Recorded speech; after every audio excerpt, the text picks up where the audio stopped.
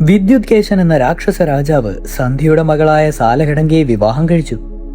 അതിസുന്ദരിയായ സാലഘടങ്കയുടെ അഴകിൽ മതിമറന്ന രാക്ഷസൻ മധുവിധു ലഹരിയിൽ ദിനങ്ങൾ നിമിഷങ്ങളായി ഗണിച്ചു കഴിഞ്ഞു. അവർ ലോകമെങ്ങും ചുറ്റി സഞ്ചരിച്ചു. അങ്ങനെയിരിക്കവേ സാലഘടങ്ക ഗർഭവതിയായി. എന്നാൽ ഇതിൽ വിദ്യുത്കേശനോ സാലഘടങ്കയോ സന്തോഷിച്ചിട്ടില്ല. അധികം താമസിയാതെ സാലഘടങ്ക പ്രസവിച്ചു കോമളനായ ഒരു പുത്രൻ. പക്ഷേ വിദ്യുത്കേശനും സാലഘടങ്കയ്ക്കും അവനിൽ അശേഷം താല്പര്യം തോന്നിയില്ല. പ്രിയേ, നമ്മുടെ സുഖകരമായ മധുവിധ ജീവിതത്തിനിടയിൽ ഇവന്റെ സാന്നിധ്യം അസൗകര്യമല്ലേ? ഇവനെ നമുക്കിവിടെ ഉപേക്ഷിക്കാം. മറ്റാരുടെയെങ്കിലും ഗൃഹത്തിൽ ഇവൻ വസിക്കട്ടെ. വിദ്യുത്കേശൻ അഭിപ്രായപ്പെട്ടു. സാലഘടങ്ക എതിർത്തില്ല.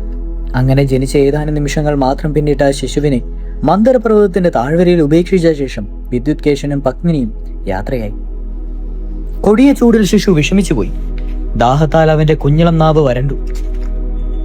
അവൻ അത്യുച്ചത്തിൽ നിലവിളിച്ചു തുടങ്ങി.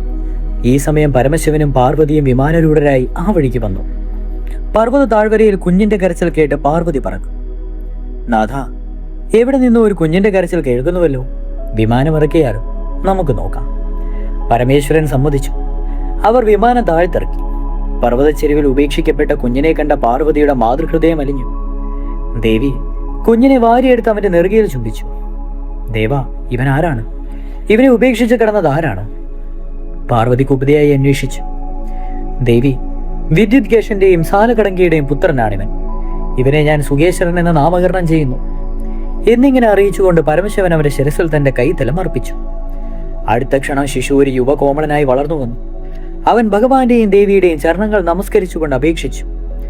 ദേവാ, മാതാപിതാക്കൾ ഉപേക്ഷിച്ച് എനിക്ക് ജീവനും ആരോഗ്യവും തന്നത് ഭഗവാനാണ്. അവിടെ നിന്നോടും മാതാവിനോടും ഞാനൊന്നും കൃതജ്ഞനായിരിക്കും. പ്രഭു, അവിടുത്തെ കാരുണ്യത്തിന് പാത്രമായി കഴിയുവാൻ എന്നെ അനുഗ്രഹിക്കണമേ. സുകേശ, നീ ഞങ്ങൾക്ക് പുത്രസമനാണ്. ഭക്തനും സാത്വികനുമായി നീ എന്നെയും കഴിയുന്നതായിരിക്കും. മകനെ, ഭക്തന്മാരിൽ മുമ്പനായിരിക്കും നീ. ഭഗവാൻ അനുഗ്രഹിച്ചു.